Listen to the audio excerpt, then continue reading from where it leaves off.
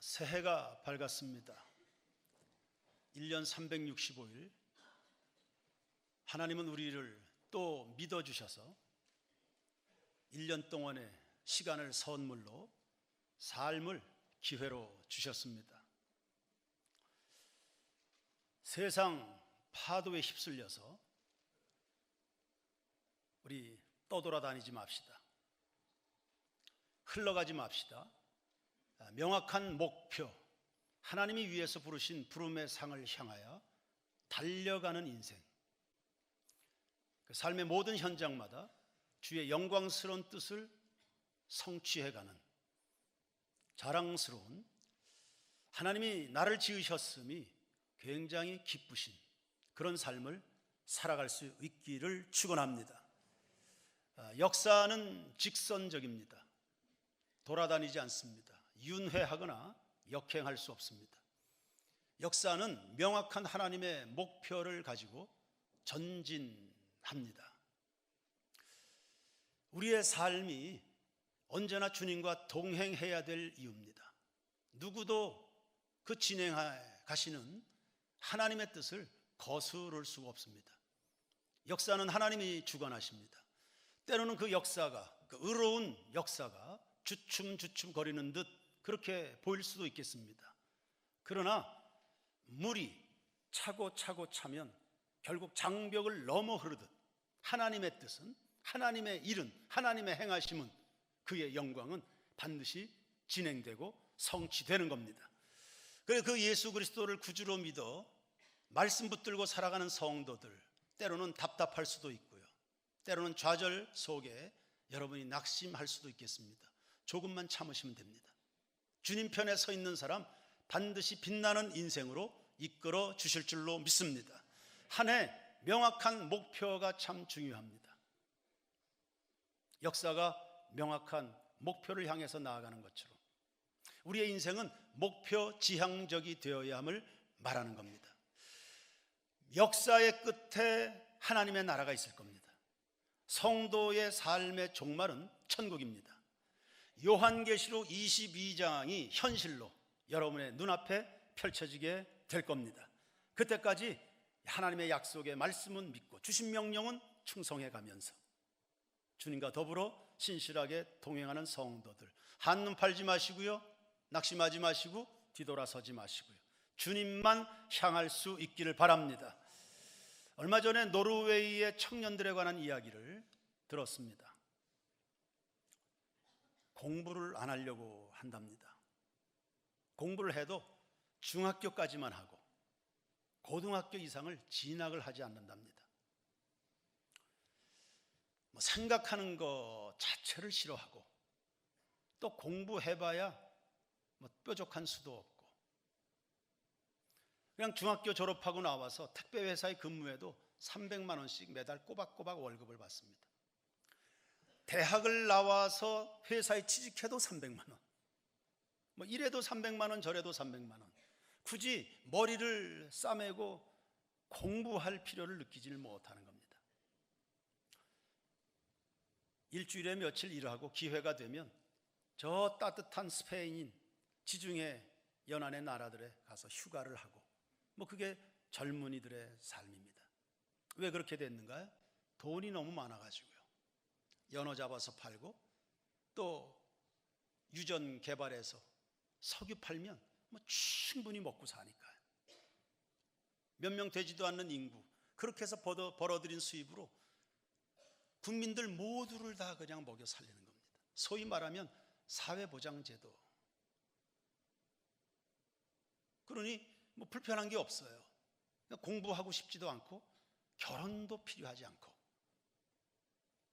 그러나 보다 심각한 것은 젊은이들이 아무런 꿈을 꾸지 않는다는 겁니다. 꿈이 없다. 젊은이들이 꿈을 꾸지 않는다. 꿈을 꾸지 않는 젊은이들, 그들에게 이 미래 세대를 맡길 수는 없죠. 우린 다 잘 먹고 잘 사는 것을 원합니다. 그게 꼭 축복일까요? 풍족한 것이 반드시 좋은 것은 아니다. 중동에 석유 나오는 나라들도 다 동일합니다. 꿈이 없다. 사람은 짐승이 아니지 않습니까? 배부르고 등 따숩다고 해서 사람이 아닙니다. 우리는 풍족함을 구하기보다 사명 중심으로, 우리는 하나님의 형상을 따라 지음받은 만물의 영장입니다. 하나님도 꿈꾸시는 분이고 그 아들 예수도 우리에게 꿈을 남기시고 가셨습니다. 잃어버린, 죄악 때문에 병들어버린 그 빼앗긴 하나님의 형상을 회복하는, 그래서 우리 세인교회도 2020년 또 한 해를 출범합니다. 우리 세인교회 모든 교우들이 서는 곳곳마다 주의 영광, 주님의 나라, 주님의 의, 하나님의 영광스러운 형상들이 치유되고 회복되고 부흥을 경험하는 그런 삶의 현장을 살아가길 원합니다. 그거 감격이거든요. 그건 얼마나 설렘이고 큰 기쁨입니까? 해서 올해 우리 세인교회 2020년 목회적인 지향점은 두 가지입니다. 하나는 그 오랫동안 꿈꿔왔던 기독학교를 출범하게 될 겁니다. 두 번째는 우리 젊은이들, 우리 세인교회에 속한 젊은이들은 물론이고 이 사회에 살아가고 있는 많은 것들을 포기하는, 포기해서는 안 될 것들을 포기하는 이 청년들 독려하고 격려하고 빨리빨리 결혼해서 아이들 많이 낳도록. 올해 표어가 뭡니까? 생육하고 번성하라. 창세기 1장의 명령입니다. 창세기 1장, 우리 삶의 지표로 주신 성경 말씀 창세기 1장을 딱 열면 생육하고 번성하라. 하나님께서 당신이 지으신 사람을 만드시고 주신 첫 번째 과업입니다. 생육하고 번성하라. 문화적 명령은 두 번째입니다. 문화적 명령, 땅을 개간해라, 문화를 발전시켜라, 두 번째입니다. 그 뒤에 나옵니다. 첫 번째 주신 과업이 생육하고 번성하라. 하나님의 형상을 따라 지음받은 그 위대한 만물의 영장이 이 땅 위에 번성하는 것이 하나님의 뜻입니다. 첫 번째 주신 과업이자 복입니다. 28절을 다시 한번 잘 보세요. 하나님이 그들에게 뭘 주시며? 복을 주시며 하나님이 그들에게 이르시되 뭐 하라고요? 하나님이 주시는 복은 생육과 번성하고 연결이 되어 있습니다. 생육하고 번성하는 것이 복의 기본입니다. 본질입니다. 우리나라는 지금 비상사태 아닙니까? 핵무기 때문이 아닙니다. 인구 절벽입니다. 2018년 합계 출산율이 1명도 되지 않습니다. 0.977입니다. 이것이 왜 심각한가? 요즘 젊은이들은 공부한다고 결혼을 미룹니다. 아니, 결혼에 관심을 갖지 않습니다. 그래요. 그렇게 해서 공부했어요. 그 공부, 그 지식 누구한테 써먹을 건데요? 사람이 없는데. 교육학을 공부했습니다. 교육학 박사입니다. 가르칠 학생이 없는데, 학교가 다 문 닫는데 배우면 뭐합니까? 어디다 써먹을 겁니까? 직장 취직 때문에 정신들을 잃어버리고 결혼을 못합니다. 우리가 언제 쌓아놓은 재산 가지고 장가 갔습니까? 그냥 두 쪽 가지고 간 거 아닙니까? 나이 되면 결혼해야 되는 줄 알고. 그리고 직장 갔어요. 뭔가를 연구해요. 멋진 제품을 개발했습니다. 누구한테 팔 건데요? 사람이 없는데. 공부는 결혼해서도 할 수 있고 자기의 꿈은 결혼 이후에도 얼마든지 실현시켜 갈 수 있습니다. 직장도 취직도 유능하고 기술 있고 실력 있으면 다 불러다 씁니다. 그러나 결혼하고 애를 낳는 것은 때가 있는 거거든요. 예수님도, 하나님의 아들 예수도 때에 맞춰 사시지 않았습니까? 세인교회 청년들은요, 얼른 가세요. 아니, 사모하고 기도하시고, 이거는 비전입니다. 중국이 큰 소리치고 인도가 세계 경제를 쥐락펴락하는 거 보십시오. 우습지 않습니까? 예수도 잘 안 믿는 나라입니다. 그런데 창세기 1장 말씀대로 생육이 번성하니까 호강을 누리고 있습니다. 결혼해야 되고요, 애 많이 낳으십시오. 결혼 그 불편해요, 부담스러워요. 그리고 애를 낳자고 하면 포기해야 될 것들이 굉장히 많고 희생스럽죠. 그러면 그 수고로움, 그 희생 자기는 안 하면서 남들이 죽을 고생해서 낳은 아이들을 데려다가 맨입에 그냥 어린이집 운영하면 됩니까? 예를 들면 남들이 애써서 그 불편하다는 결혼, 그 희생스러운 죽을 고생해서 피를 쏟아가면서 애를 낳은, 남들이 그 수고해서 낳은, 자기는 예쁘게 차려입고 직장생활하고 하면서 수고하지 않았는데 남들이 그 수고해서 낳은 그 천하보다 소중한 영혼 그냥 데려다가 그 아이들에게 학교 선생님하고 애들 장난감 만들어 팔고 유아복 만들어서 팔고 그러면 됩니까? 자기는 헌신 안 하고. 이기적이잖아요. 7, 80년대로 기억하는데 국가적으로 산하 제한을 했었습니다. 둘만 낳자. 아침에 일어나면 늘 듣는 게 그 소리였습니다. 둘만 낳자, 둘만 낳자. 나중에는 둘도 많으니까 하나만 낳자. 아마 한참 산업이 일어나는 시대니까 공장에서 일하는 사람들이 필요하니 애한테 빼앗기지 않고 다 공장으로 불러들이기 위해서 그런 정책을 폈는지도 모르겠습니다. 우리나라 산업화의 어쩌면 뒤안길일지도 모르겠습니다. 그 애를 낳질 못했고 자식을 많이 낳으면 그게 큰 수치인 것처럼 사회적인 정서가 그렇게 흘러갔습니다. 치명적인 국가 정책 실패입니다. 지금은 후회하지 않습니까? 지금은 어떻게 이걸 돌이킬 겁니까? 애를 낳으면 돈 준다, 학자금 지원해 준다, 아무리 길을 써도 되지 않습니다. 정책으로 되는 일이 아닙니다. 이건 돈으로 해결되는 게 아닙니다. 힘으로 되고 능으로 되는 일들이 아닙니다. 성경적 가치관입니다. 우리를 이 땅에 만드신, 우주를 만드신, 사람을 이 땅에 만드시고 계획하신 하나님의 생각이 담겨있는 성경적 가치관이 중요하다. 우리 성도들이, 이 땅의 젊은이들이, 우리 부모님 세대는 지독하게 가난한 시대를 살았습니다. 그리고 못 배운 것이 한이 되는, 그런데도 죽을 고생하면서 아이들을 낳고 그 아이들을 낳아서 지금의 찬란한 대한민국을 이루어낸 겁니다. 그 대한민국을 지금 다 편의주의에 빠져서 자기만 생각해서 다 망가뜨리고 있으니까요. 부모님들에게 부끄럽지 않습니까? 우리 그 가난했던 어머니들에게. 저희 어머니는 시장판에서, 좌판에서 순대 장사 하셨습니다. 순대 장사 하는데 저를 포함해서 대학생이 3명이었습니다. 잘하지 않았나요? 순대 장사집 아들입니다.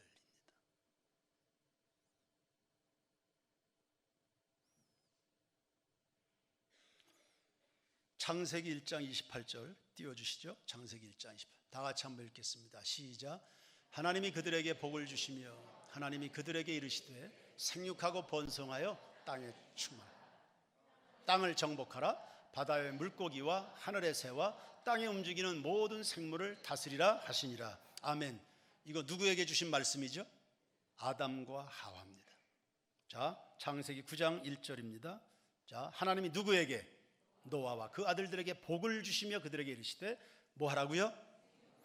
축복과 생육과 번성 붙어 있죠. 이뿐 아니에요. 창세기 12장으로 넘어갑니다. 창세기 12장 1절 누구에게 주신 말씀이에요? 아브라함. 여호와께서 아브라함에게 이르시되 너는 너의 고향과 친척과 아버지의 집을 떠나 내가 내게 보여줄 땅으로 가라. 2절 내가 너로 어떻게 해요? 큰 민족을, 자녀 생산, 생육하고 번성, 내게 복을 주어. 또 나오잖아요. 저게 복입니다. 저게 복입니다. 내 이름을 창대하게 하리니 너는 복이 될지라. 또 창세기 15장 4절 5절 여호와의 말씀이 그에게 임하여 이르시되 그 사람이 네 상속자가 아니라 내 몸에서 날 자가 내 상속자가 되리라 하시고, 내 몸에서 날 자가 하나님은 나를 통해서 일하시고 내 목소리를 듣기 원하시고 내 기도에 응답하시고 그를 이끌고 밖으로 나가 이르시되 하늘을 우러러 뭇별을 셀 수 있나 보라. 또 그에게 이르시되 내 자손이 이와 같으리라. 또 창세기 17장 6절입니다. 다 같이 시작. 내가 너로 심히 번성하게 하리니 내가 내게서 민족들이 나게 하며 왕들이 내게로부터 나오리라. 할렐루야. 우리 성도들은 영혼을 낳고 부모들은 자녀를 낳고 교회는 모든 민족과 열방 하나님을 예배하는 백성들로 번성하도록, 생육하고 번성하도록 하나님의 의지입니다. 하나님은 우리를 번성시켜주고 싶어 하십니다. 그거 거절하지 마십시오. 생명의 기본 단위는 세포입니다. 그리고 세포의 기본적 기능은 번식하는 데 있습니다. 모든 세포는 일정한 기간 지나면 소멸하든지 아니면 번식하든지, 그러지 않고 가만히 있으면서 자기만 혼자 성장하는 세포는 그게 악성세포가 되는 겁니다. 번식하고 분열이 일어나야 된다. 생명은 생명을 낳아야 축복이라는 사실 다시 한번 말씀합니다. 올해 1월 1일 전교인 새벽 묵상 큐티 본문이 마태복음 1장이었습니다. 아브라함과 다윗의 자손 예수 그리스도의 세계라로 시작된 본문입니다. 예수님의 육신의 족보를 기록하고 있습니다. 그 족보에 많은 사람들의 이름이 등장하는데요, 그 족보 17절까지 계속 반복되는 단어가 있습니다. 아브라함이 이삭을 낳고, 이삭이 야곱을 낳고, 야곱이 유다와 또 다른 아들들을 낳고. 그 마태복음 1장에 나오는 그 족보에 기록되어 있는 그 많은 사람들의 이름이 있습니다. 예수님의 오실 길을 예비하는, 그래서 하나님 앞에 쓰임받은 사람들입니다. 유명한 사람도 있고요, 무명의 사람도 있고, 부자도 있고 가난한 자도 있고, 남자도 있고 여자도 있고, 유대인도 있고 이방 여인도 있습니다. 다양한 인간군입니다. 한결같이 하나님 앞에 쓰임받았습니다. 주님 오시는 인류 구속의 역사를 위해서 나 같은 죄인을 사랑하시고 구속하는 그 뜻, 그 영광, 하늘의 보좌 이 땅에 임하는데 그 뜻 하나님의 영광을 드러내는 일에 아주 다양한 사람들이 한결같이 쓰임받았습니다. 다 출신 배경이 다 달라요. 근데 한 가지 동일하게 쓰임받았습니다. 그게 뭡니까? 자녀를 출산하는 겁니다. 그 사람들이 자녀를 낳을 때 그걸 뭐 거창한 비전 이런 거 생각하지 않았을 겁니다. 그냥 결혼해서 아이를 낳습니다. 근데 그게 하나님의 뜻이었습니다. 우리의 일상생활에서 진행되는 하나님의 역사였습니다. 자녀 생산, 그거 예산일로 생각하시면 안 됩니다. 우리의 모든 인생의 과제들을 전부 하나님과 관계하십시오. 하나님을 통해서 그런 모든 삶의 문제들을 들여다보고 이해하고 해석하고 풀어가야 됩니다. 한 번 더 축복합니다. 세인교회 성도 여러분, 여러분의 가정 자자손손 생육하고 번성하기를 축원합니다. 하나님이 아브라함을 부르신 이유였습니다. 그러니 구체적으로 그럼 어떻게 하자는 겁니까? 첫째, 결혼부터 합시다. 자녀들 결혼부터 시키시고, 삶의 우선순위 절대 빼앗기지 마십시오. 자녀들의 결혼 장려, 각 가정에서, 교회, 학교에서 결혼에 관한 성경적 가치관, 이거 잘 가르치고, 결혼이 어렵다, 나쁜 것이다, 짐스럽다, 고통이다라는 생각부터 퇴치하십시오. 하나님이 언제 우리에게 나쁜 것을 주시는 법이 있습니까? 결혼은 아름답고 성스럽습니다. 축복되고 사랑스럽습니다. 아멘 아니신가요? 부모들은 그렇게 아름다운 결혼 생활 하십시오. 그래서 자녀들에게 자연스럽게 로망이 생겨야죠. 나도 우리 아빠 엄마처럼 얼른 결혼해가지고 애 낳아야지. 하나님이 사람을 창조하시되 남자와 여자로 창조하셨습니다. 결혼, 부부관계를 염두에 둔 겁니다. 그리고 자녀까지 해서 온전한 가정을 염두에 두신 겁니다. 그리고 그 가정을 통해서, 그 배우자들을 통해서, 아담과 하와를 통해서 생육하고 번성이라는 하나님의 꿈을 실현시키실 계획을 갖고 계셨습니다. 물론 결혼과 출산엔 그에 따른 일정 부분 희생이 따르겠지만 기꺼이 감수하십시다. 값어치를 따지기 힘든 만큼의 숭고한 희생 아닙니까? 사랑, 사랑, 사랑, 1000만 번 떠들어도 기분 좋은 그 사랑을 희생 없이 할 수 있습니까? 사랑은 다 수고스러운 겁니다. 평화로운 토끼 나라에 어느 날 큰 뱀이 하나 나타났습니다. 날마다 그 예쁜 토끼들 한 마리씩 잡아먹었습니다. 토끼들이 다 겁에 질려서 집 밖으로 나오질 못했습니다. 그 중에 절름발이 토끼 한 마리가 있었어요.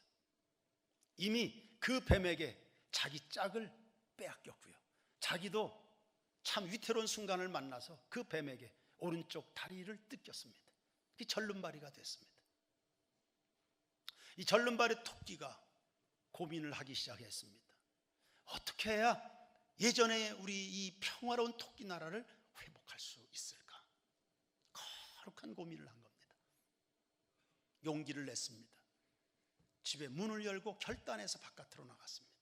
주변에 들판에 산재 있는 형형색색의 예쁜 버섯들을 마구 따먹었습니다. 독버섯이죠. 그리고는 뱀굴 앞에 서서 큰 소리를 쳤습니다. 야, 이 고약하고 흉악한 뱀놈아, 나와라. 뱀이 허허, 정신 나간 놈, 마침 시장에 왔는데 잘 됐다. 그리고는 스르륵 나와서 잡아먹고 다시 굴 속으로 들어갔습니다. 그리고 그 뱀은 그걸로 끝이었습니다. 다시 굴 밖으로 나오질 못했습니다. 간단한 우화입니다만 시사하는 바가 있지 않습니까? 이 사회는 누군가의 희생을 전제하는 겁니다.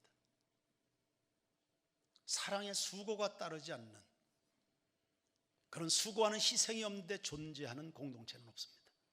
다 누군가의 희생을. 점점 저 희생이라는 단어가 낯선, 아무도 그 길을 가려고 하지 않는, 심지어 그리스도 예수의 십자가 그 사랑을 받은 성도들마저도 희생, 그런 거 생각하지 않습니다. 아주 불편하고 거추장스러운 것으로 생각합니다. 그러나 주님은 말씀하시네요. 희생이 마땅한 거다. 요한일서 3장 16절에 그가 우리를 위하여 목숨을 버리셨으니 우리가 이로써 사랑을 알고 우리도 형제들을 위하여 목숨을 버리는 것이 마땅하니라. 희생 마땅하고요, 성도에게 마땅한 일은 그냥 희생하는 겁니다. 두 번째, 결혼과 출산에 따른 경제적 부담에서 벗어나십시오. 애 키우는 거 무지 힘든데, 돈 많이 드는데. 앞서도 이야기했지만 우리 시대 그 가난한 어머니들 애 많이 낳습니다. 그런 거 성도들이 걱정하는 거 아니에요. 29절 보세요. 29절, 하나님이 이르시되 내가 온 지면에 씨 맺는 모든 채소와 씨 가진 열매 맺는 모든 나무를 너희에게 주노니 너희의 뭐가 됩니까? 먹을 거리가. 할렐루야. 주님 내 길 예비하시네. 주님은 나에게 말씀하시면 대안을 다 갖고 계세요. 여러분에게 무언가 짐스러운 부담을 주신다, 명령을 주신다, 부르신다, 뒤에 먹을 거리를 다 준비합니다. 성경은 창세기 1장 28절만 있지 않고요, 29절이 있는 겁니다. 생육하고 번성할 것만 말씀하지 않아요. 먹을 거리를 다 말씀하시고. 그러니 육신의 눈만 뜨지 마시고요, 하나님을 향한 믿음의 눈을 열어가는 성도들 되기를 축원합니다. 교회 학교에서 언제 아이들이 많아지면 교회 교육에 재정이 많이 필요하겠다, 그러니 애들 전도하지 말자, 애들 못 오게 해라, 어느 교회가 그런 식으로 합니까? 여러분의 가정도 마찬가지입니다. 그런 거 걱정하는 거 아닙니다. 우리가 걱정할 것은 하나님의 뜻이 이 땅 위에 더 잘 빠르게 성취되기를 원하는 그런 거룩한 근심을 가지고 살아야 된다.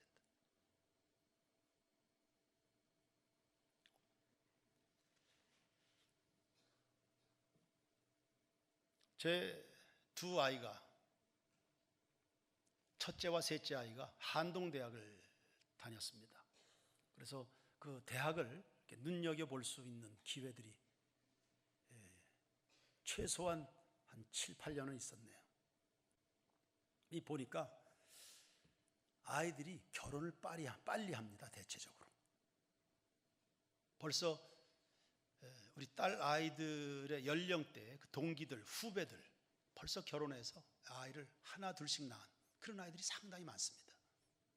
이 성경적 가치관이, 그리고 그 학생들 배후에 그 가정의 존재, 중요하다는 것을 알 수 있습니다. 몇 년 전에 미국을 방문했을 때 한인 3세에게 직접 들은 이야기입니다. 미국 중서부 지역은 기독교가 강세 지역이라 합니다. 특징은 자매들이 빨리 결혼하고요, 이른 나이에 결혼하고요, 아이를 많이 낳는다. 이혼율이 현저히 적다는 겁니다. 미국의 캘리포니아 같은 데는 이혼율이 75%입니다. 요즘 우리나라 이혼율도 50%에 육박합니다. 그런데 미국의 그 중서부 지역에 기독교 성경적 가치관에서 가정을 이룬 사람들, 이혼율이 현저히 낮아진다.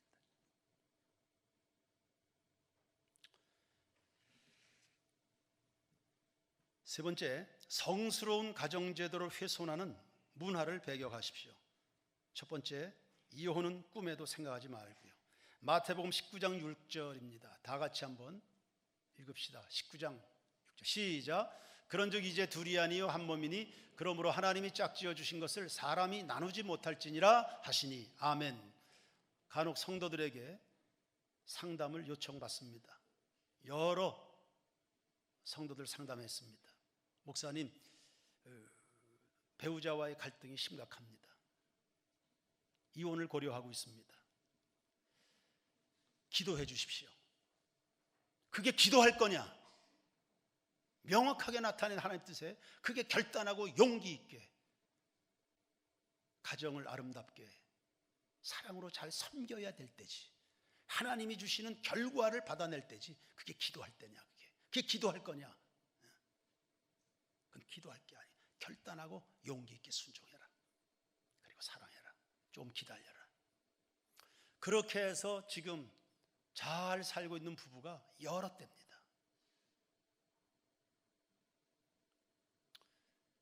어떤 예수 믿는 상담사는 이혼하라고 그냥 하더라고. 도대체 예수를 뭘로 어떻게 배웠는지요? 어떻게 책임지려고요? 하나님이 정해주신 그 배우자를 사람이 나누지 못한다 하는데.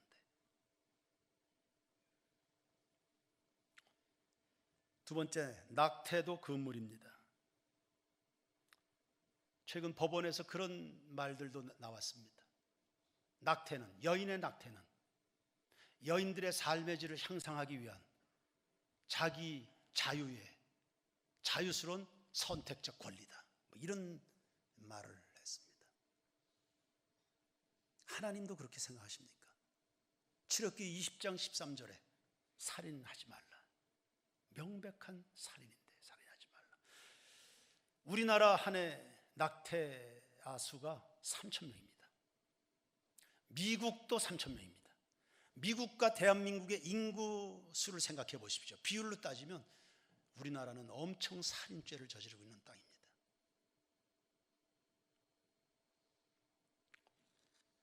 또 아들 선호, 딸 선호하는 정서도 문제가 되겠죠. 하나님이 우리에게 주신 것은 다 귀하고 사랑스럽습니다. 31절 말씀 보세요. 31절 다 같이 읽을까요? 시작. 하나님이 지으신 그 모든 것을 보시니 보시기에 심히 좋았더라. 보시기에 심히 어떻다고요? 좋아요. 좋은 거예요. 하나님이 내신 것은요, 그 생명 하늘에서 오는 다 귀하고 사랑스러운 겁니다. 자녀들 귀하죠. 예수 믿고 구원받은 성도 한 사람 한 사람 얼마나 귀하고 사랑스러워요. 또 한 가지, 애완동물에 대한 경계선도 분명히 하십시다. 이웃 혹은 자녀가 있어야 될 자리를 애완동물로 대치하고 있는 것은 아닐지요. 이거 고민해 봅시다. 애완동물 키우십시오. 그것을 반대하거나 나쁘다고 말할 생각은 없습니다. 문제는 보다 우선적인 값어치 있는 그런 것들은 뒤로 해놓고 거기에 여러분들이 필요 이상으로 투자하고 있는 것은 아닌지요. 점점 우리가 살아가는 시대는 이웃과 단절되어 가고 있습니다. 이런 시대라면 성도들은 더더욱 힘써서 이웃과 만나고 찾아가고 섬기고 사랑하고 베풀고 영혼들을 봉사하는 일에 더 많은 투자가 있어야 되지 않습니까? 애완동물 하는 그 집에서 키우는 그 한 장로님이 이야기하더라. 하루에 자기가 보니까 하루에 그 에너지의 80%를 그 애완동물에게 투자. 그 정도 헌신할 생각 아니면 못 키운다더라고요. 그 사이에 정녕 우리가 돌아봐야 될 영혼들, 이웃들은 잊혀지고 있는 것은 아닌지 모르겠습니다.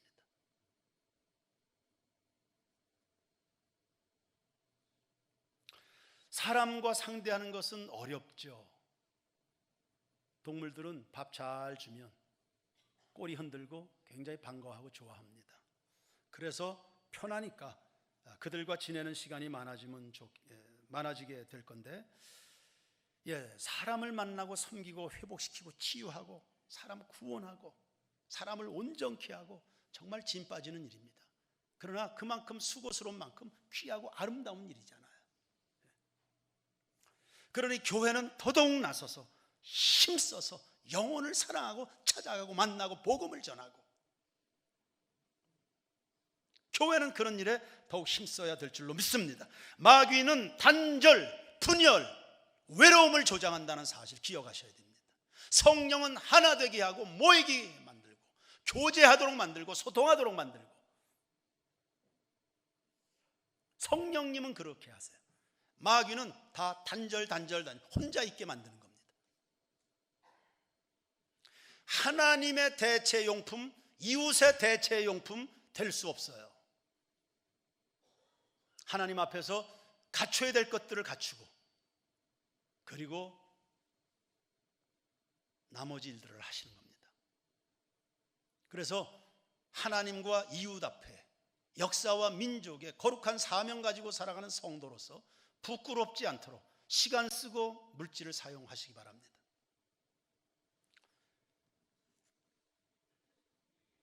생육하고 번성하라 주님이 말씀했습니다. 이것은 선교적 번성과 연결이 됩니다. 하나님이 꿈꾸시는 번성은 의인의 번성입니다. 하나님의 형상을 닮은 의인의 번성입니다. 악인이 번성하면 노아 홍수처럼 심판이 옵니다.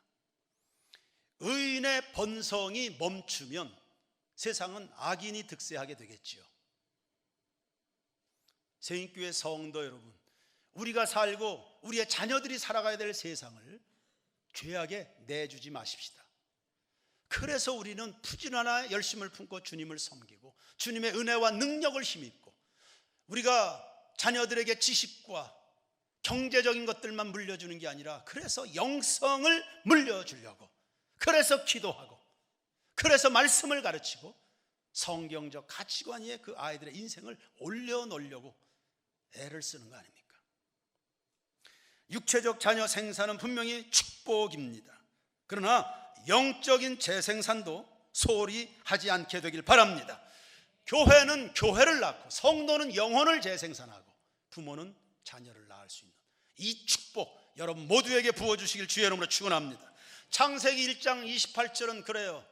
굳이 구분한다면 육체적 번성일 겁니다. 육체적 번성이 신약성경 마태복음 28장 19절 20절 예수님의 유언적 명령엔 영적 번성으로 발전합니다.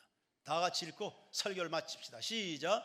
그러므로 너희는 가서 모든 민족을 제자로 삼아 아버지와 아들과 성령의 이름으로 세례를 베풀고 내가 너희에게 분부한 모든 것을 가르쳐 지키게 하라. 볼지어다 내가 세상 끝날까지 너희와 항상 함께 있으리라 하시니라. 할렐루야. 세상 끝날까지 내가 너희와 항상 함께 있으리라. 생육하고 번성하는 일에 관심과 비전과 열정을 심는 성도들을 향한 하나님의 약속, 임마누엘의 약속. 생육하고 번성하라. 여러분도 이루시고 이 사회가 하나님의 가치관 속에 진행이 되어 가도록 세상을 복음으로 섬기는 2020년 세인교회가 되기를 주님의 이름으로 축원합니다.